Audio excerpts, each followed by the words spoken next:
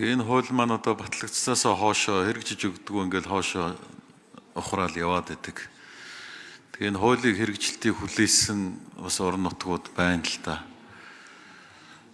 Тэгээ энэ хуулийн одоо дагалдаж орж ирж байгаа одоо журман дээр налах багнуур гэсэн аймагуудаасаа ядаж энэ хуулийн шаардлагыг хангасан төсөвтэй бол төсөвтэй, газар нутагтай бол газар нутагтай, бие даах чадвартай бол чадвартай ийм аймагуудаасаа яагаад бас оруулаад ингээд хот толгойд явах боломж байхгүй байгаа. Тухайлах юм бол Өмнө Говь аймгийн Далан задгад сум бол одоо бүхэл шалгуур нөхцлөө хангацсан явж идэг нэгд. Хоёрдгөө бол цагаан хадны суурьшлыг бүсгээд одоо 30 гаруй жил ингээд нэг эзэнгүү одоо зэсэг захиргаагүй өдөртлөггүй л ингээд яваад байгаа. Тэгээ энэ хууль батлагчлаа шгүй одоо л нэг бид нар ингээд эрх зүйн баримт хүчтэй болох нь гэж ингэж хэлсэн чинь бас л эндээс хасагдаад ингээд явцсан байх. Тэнд ч одоо 10-20 мянган хүн л явж идэг. Төрийн үйлчилгээ байхгүй, өдөрлөг байхгүй. Тэгэл нэг сумын багийн статустай л явж байгаа шүү дээ. Тэгэхээр эдгээрийг оруулах яагаад одоо орж болохгүй байгаа? Оруулах одоо ямар нөхцөл шаардлагууд нь одоо биелэгдэхгүй байгаа юм бол судалж үзсэн барьсан юм байна уу гэсэн. За яг дархан эрдэнтийн хувьд зарим хотуудын хувьд бол ингээд нэг хөлийн сумтайгаа хөлийн одоо зөрчилтэй энэ төр асуудлууд бас байх шүү.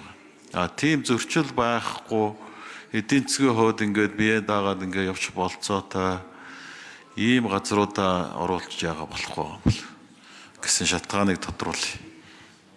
За хариулъя. Амар сайхан сайд хариулъя.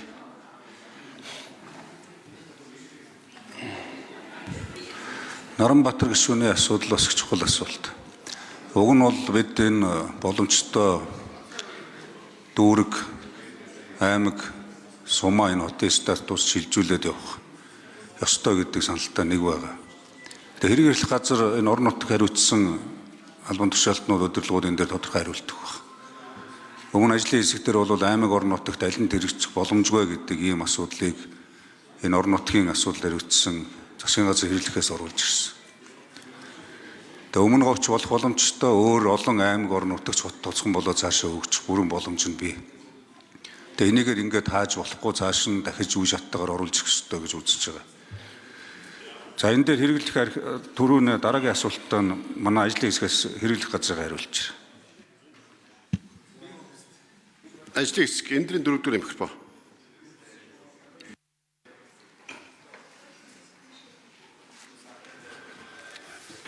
За хөрлийн хөрлийн гишүүдийн өдрөмд үргье.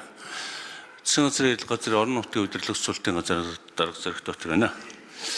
За орон нутгийн зэрэгэлтэй хотууд байгуулах асуудал дээр засгийн газрын хэрэглэгчдийн дээр байгуулсан ажлын хэсэг дээр аймагуудын удирдлага, аймагуудын засаг дарга иргэдэд хурал, сум орон нутгийн удирдлага, тосгоны удирдлага, холбогдох яам хэрэглэх газрын удирдлагууд орсон ажлын хэсэг 2-3 удаа хуралдсан. За энэ хотуудыг байгуулах асуудлыг Монгол улсын үндсэн хууль болон засаг даргын төтөлбөрийн нэгжид нийцүүлж яаж байгуулчлах вэ гэдэг талаар нь ярьсан. 72 дахь тогтоолоор шууд байгуулад явхлаар нэгжтэйгээ хотын удирдлагууд зэрэгцэж байгуулагдах гээд олон одоо давхцсан засаг даргын төтөлбөрийн нэгж иргэдэд хурал засаг дарга хотын зөвлөл, хотын захирагч гэсэн ийм зэрэгцэн бүтцүүд бий болчих гээд. Тэгэхээр бид